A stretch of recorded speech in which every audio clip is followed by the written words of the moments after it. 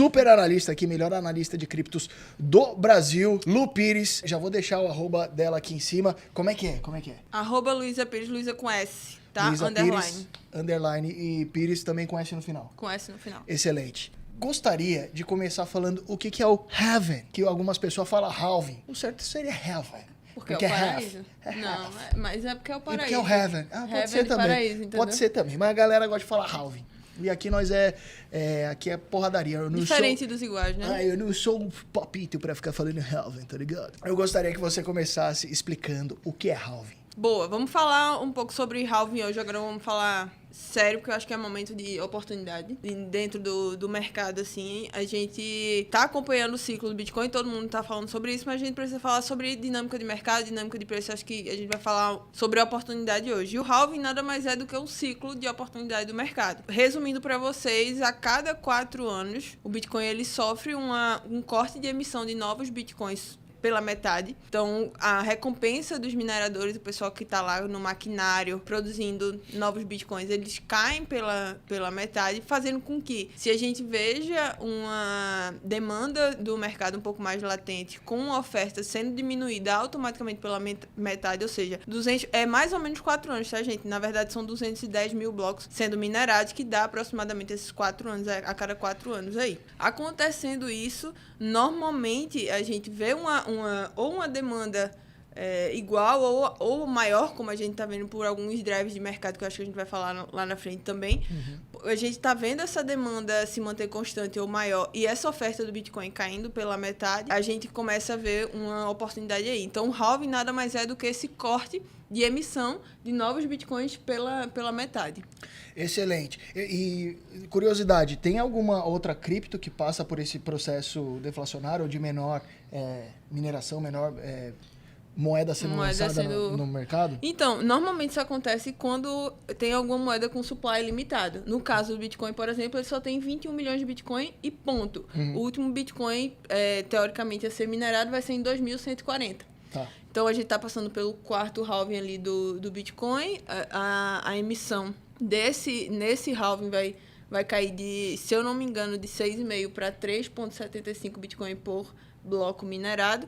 E as outras criptos que têm esse supply, ou seja, essa oferta limitante, e copiam o código do Bitcoin, ou seja, tem o Bitcoin Cash, por exemplo, que quando teve aquele boom do Bitcoin, muita gente também foi para o Bitcoin Cash porque era mais fácil de ser minerado, porque hoje em dia, mineração de Bitcoin só grandes empresas, incorporadoras, fazendas de mineração de Bitcoin.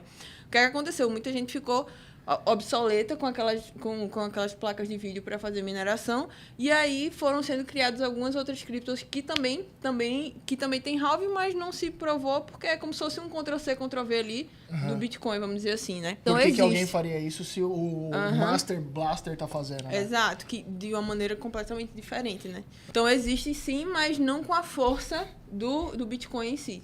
Uhum.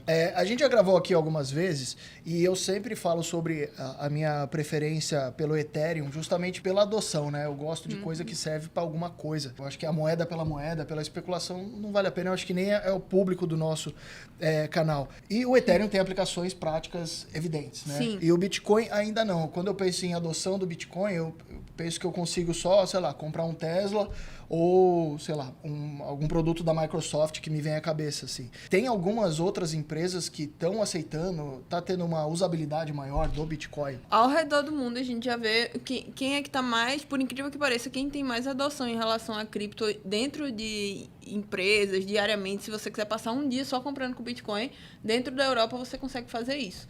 Nos Estados Unidos ainda é um pouco limitado a empresas de fast food, essas coisas assim, mas dentro da Europa em si, você consegue, se você quiser ir de comprar um lanche, a comprar roupa, aí no cinema você tem toda essa estrutura, vamos dizer assim. Uma vez você me falou que compra naquela loja lá que custa o zóio da cara, como é que chama? Farfetch. Falou que gasta horrores lá em Bitcoin. Mas por que a gente compra lá? Porque pode sair direto da nossa wallet para Farfetch.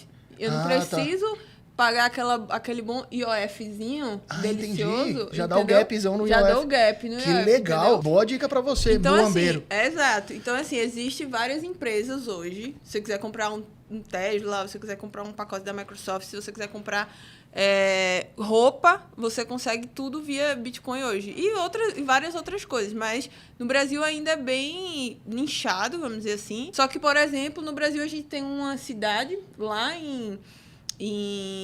lá no Ceará, que chama Jericoacoara, que muita gente conhece porque é polo turístico, assim. Um polo turístico. Os blogueiros vão lá direto. Os blogueiros vão pra lá. E lá tem uma vilazinha que só opera via Bitcoin. Caramba, que da hora. Que é da da Lightning Network. Eles têm, tipo, sabe a maquininha de pagamento, até isso eles têm lá. Caramba, que é animal. Um vilarejo. Tem uns caixas eletrônicos de Bitcoin também? Não tem, só tem ainda o celularzinho, mas muito possivelmente o cara vai fazer tipo um ATM lá na frente. Então a gente tem outra cidade também aqui no Brasil, que é no sul.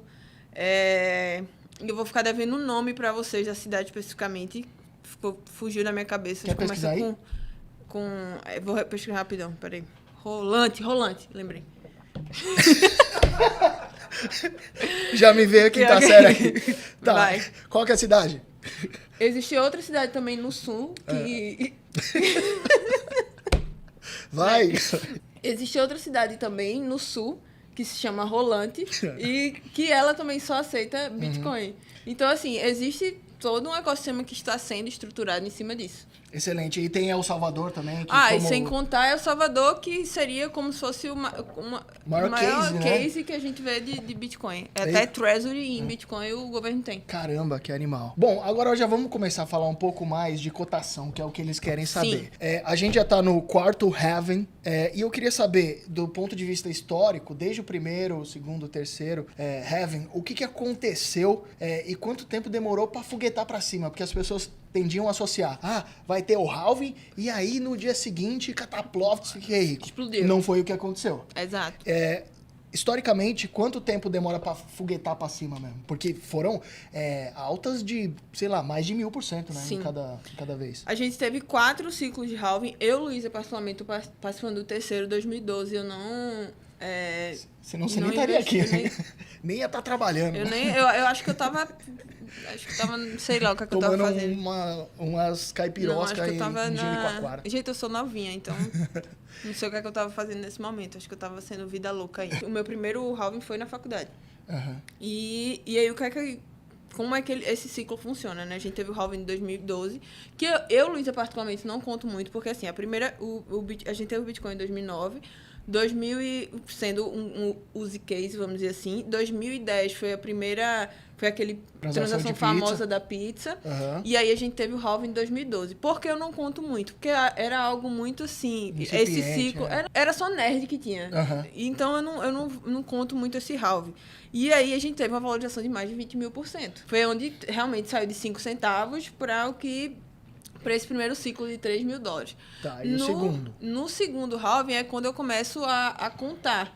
Que foi uma valorização também expressiva, logicamente, que nenhum outro ativo vai te dar isso, que foi uma valorização de 8.000%, e aí onde tinha liquidez de mercado, onde tinha várias corretoras que foram lançadas, porque a maioria das corretoras elas foram lançadas no primeiro halving ali em 2012.